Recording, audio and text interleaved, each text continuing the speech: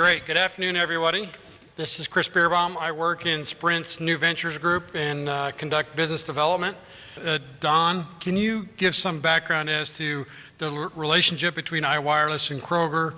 And two, what was the light bulb that went off that really said, now's the time to get into mobile and here's how we want to do it? Yeah, great question. So Kroger actually is the owner of iWireless. It's a joint venture. And they decided, maybe a little bit different from what we've heard some of the things this afternoon, that they actually wanted to own the customer relationship at a wireless level, not just be the retailer, but also be the wireless retailer. And really the reasons were threefold.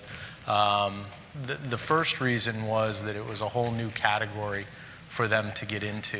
The wireless business, as many of you know, is extremely large, billions of dollars. They wanted to have a piece of that, but not just to be in there to compete with the Sprints and the Verizons and the AT&Ts of the world. What their main goal was to be in the category to be the provider to their loyal customers. And that really takes it to the next reason that they wanted to be in the business, and that was to strike a loyalty relationship with their customers. We've heard a lot about loyalty this afternoon and a lot about different ways you can grow a loyal base.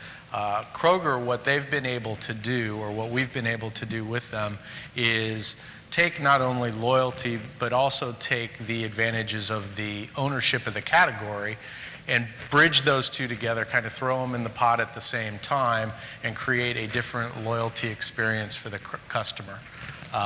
What they've been able to do is, by doing that, offer incentives, as we heard in the last group, to encourage customer behavior.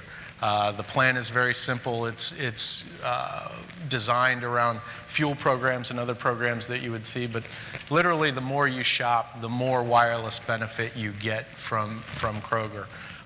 Whether that is for things you want to add to your phone, your monthly service, or new phones that you want to purchase down the road.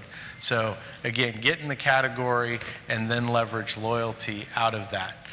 The third reason, as we've heard a lot about today, is to be able to then own the relationship from a marketing perspective.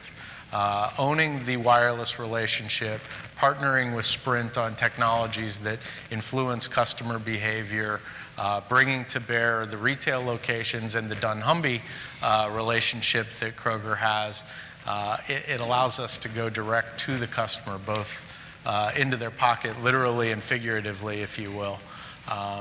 And somebody before in the last group made mention that it's not just discounts and it's not just giving things away.